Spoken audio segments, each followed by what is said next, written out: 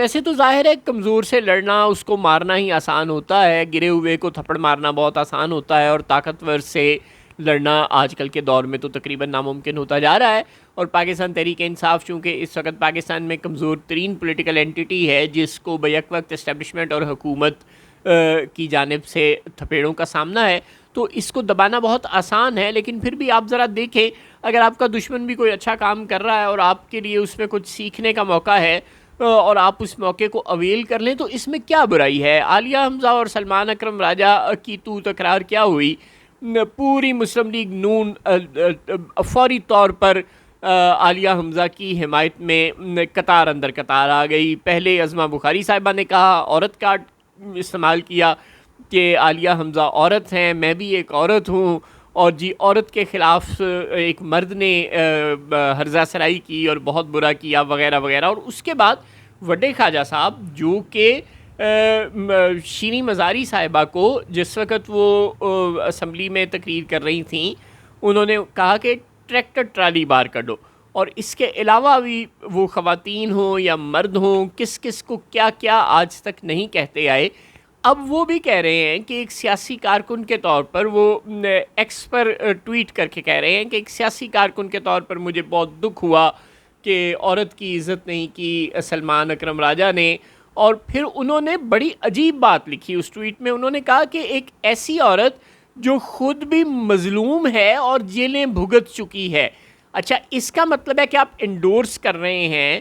انہوں نے بڑی وضاحت سے لکھا کہ جو سیاسی طور بیچاری صرف سیاست دان ہونے کی پاداش میں جیلیں بھگت چکی ہے، جو مظلوم عورت ہے چونکہ وہ جیلیں بھگت چکی ہے. آپ تو کہتے ہیں وہ دہشت گرد ہے، وہ 9 مئی کے مقدمات میں ملوث ہے، وہ کور کمانڈر ہاؤس پہ حملوں میں ملوث ہے، وہ GHQ میں حملوں میں ملوث ہے. یعنی آپ تو کہتے ہیں کہ عالیہ حمزہ سے لے کے یاسمین راشد تک اور مارنگ بلوچ تک، یہ پاکستان تحریک انصاف یا بلوچ یکجہتی کمیٹی کی جو ساری عورتیں ہیں، یہ پاکستان کی سب سے بڑی دہشت گرد ہیں. انڈیا کی پراکسی تک آپ تو ان لوگوں کو کہہ دیتے ہیں. اب آپ کو جب پینترا بدلنے کا وقت آیا، جب آپ نے دیکھا ہے کہ کسی طرح تحریک انصاف میں پھوٹ ڈلوائی جائے، آپ کو پتہ ہے کہ وہ ایک دبنگ عورت ہے اور وہ لیڈ کرنا جانتی ہے اور پنجاب کی چیف آرگنائزر ہے، لہٰذا اگر ایک اہم عہدیدار کو توڑا جا سکتا ہے تو کیا برائی ہے؟ تو آپ فوری طور پر عالیہ حمزہ کی حمایت میں اور سلمان اکرم راجہ کے خلاف آ گئے ہیں. مقصد آپ کا صرف ایک ہے کہ کسی طرح تحریک انصاف کی پنجاب کی قیادت کو آپس میں لڑوایا جائے، تتر بتر کیا جائے اور ویکیوم کریٹ کر کے اس سے مزید فائدہ اٹھایا جائے، مزید کھیلا جائے. لیکن بہرحال نون لیگ بہت بروقت اور بہت اچھے پتے اپنے کھیل رہی ہے. ہو سکتا ہے عالیہ حمزہ کو واقعی غصہ آ جائے اور وہ کہے کہ دیکھو میرے حق میں تو نون لیگ بھی بول رہی ہے اور میری اپنی پارٹی کے لوگ نہیں بول رہے. ہو تو سکتا ہے نا، انسانی جبلت ہے، وہ کچھ بھی کر سکتا ہے کسی بھی وقت. تو بہرحال اب کیا تحریک انصاف اس طرح کی نون لیگ کی غلطیوں کو پکڑتی ہے؟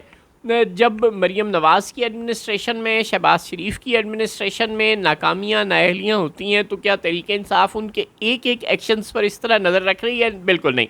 تحریک انصاف کے لوگ اپنے ہی لوگوں پر نظر رکھے ہوئے ہیں اور اپنے ہی لوگوں کی ٹانگیں کھینچنے میں مصروف ہیں. ایسے کیسے چلے گا اور کب تک چلے گا؟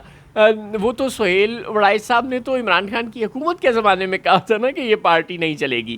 اگر اپوزیشن میں اور اتنی پاکستان کی تاریخ میں سب سے زیادہ مظلوم اور سب سے زیادہ تھپیڑے کھانے والی جماعت بننے کے باوجود بھی اگر آپ لوگ ایک دوسرے کا گریبان ہی پکڑتے رہے اور آپ نے اپنے مخالفوں کی حرکتوں پر، شارٹ کمنگز پر نظر نہ رکھی اور ان کو عوام کے سامنے ایکسپوز کرنا شروع نہ کیا، تو پھر یہ پارٹی اپوزیشن میں بھی نہیں چلے گی.